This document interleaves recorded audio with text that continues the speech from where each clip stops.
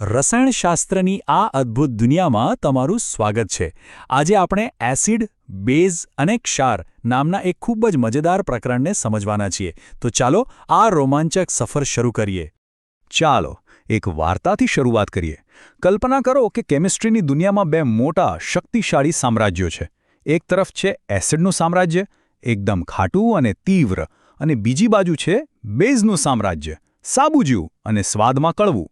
આ બંને વચ્ચે છે ને સદીઓથી એક અદૃશ્ય લડાઈ ચાલી રહી છે, અને આજે આપણે એના રહસ્યો ખોલીશું.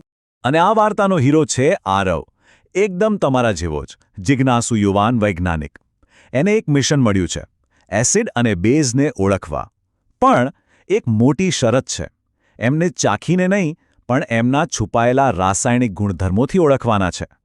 તો આરવની આ શોધનો પહેલો પડાવ છે ધાતુઓ સાથેની મુલાકાત.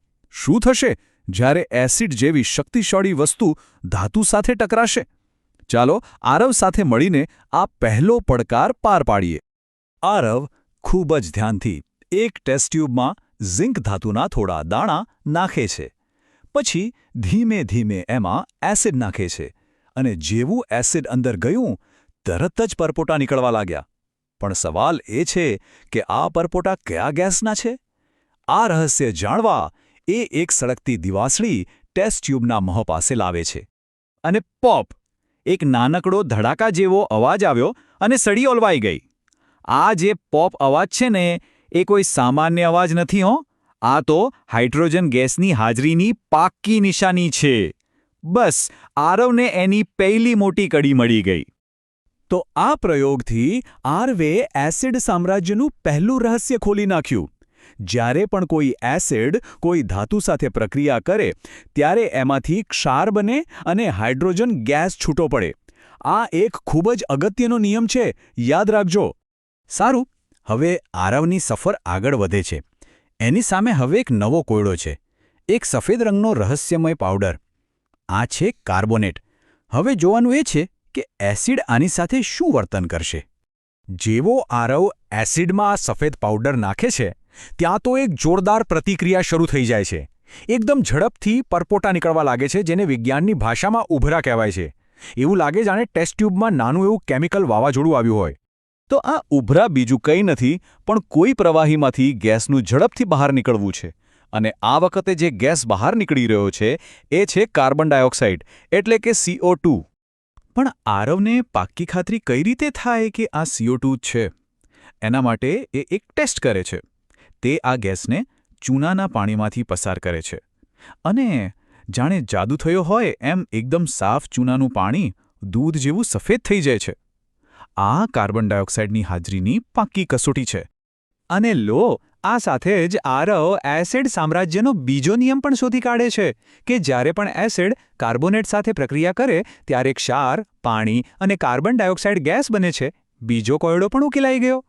હવે વાર્તાના સૌથી રોમાંચક વળાંકનો સમય આવી ગયો છે. અત્યાર સુધી આપણે ખાલી એસિડની તાકાત જોઈ, પણ શું થશે જ્યારે એસિડ અને બેઝ, આ બંને મહાન સામ્રાજ્યો આમને સામને આવશે?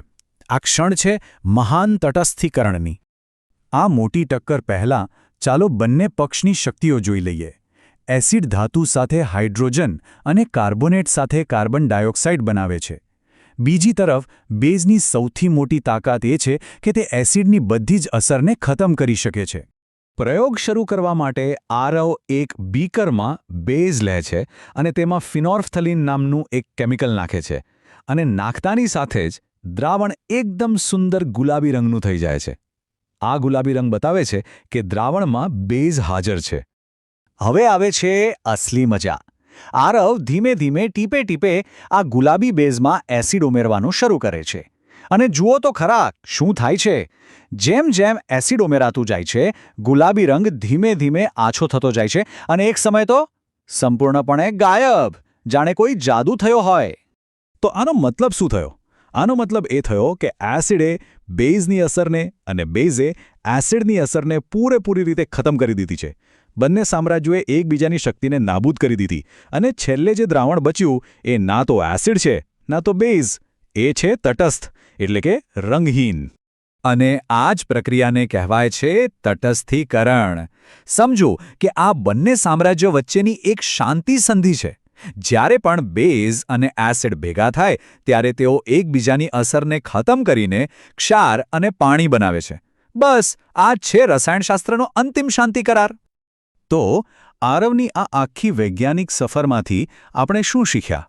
ચાલો એની લેબ ડાયરી પર એક છેલ્લી નજર નાખીએ અને બધી જ મુખ્ય વાતોને ફરીથી યાદ કરી લઈએ. આરવની નોંધ એકદમ સ્પષ્ટ છે. પહેલું, એસિડ ધાતુ સાથે પ્રક્રિયા કરીને હાઇડ્રોજન ગેસ બનાવે છે, જેને આપણે પોપ અવાજથી ઓળખી શકીએ.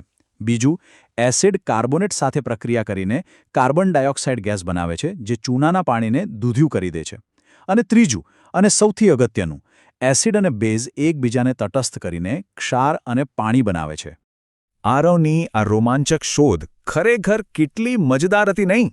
જો તમને પણ આ સમજૂતીમાં મજા આવી હોય તો આને લાઇક કરજો, તમારા મિત્રો સાથે શેર કરજો અને આવા જ વધુ જ્ઞાનાવર્ધક વિશ્લેષણ માટે સંજય મેથ્સ એન્ડ સાયન્સ એકેડમીને સબસ્ક્રાઇબ કરવાનું બિલકુલ ના ભૂલતા. ફરી મળીશું.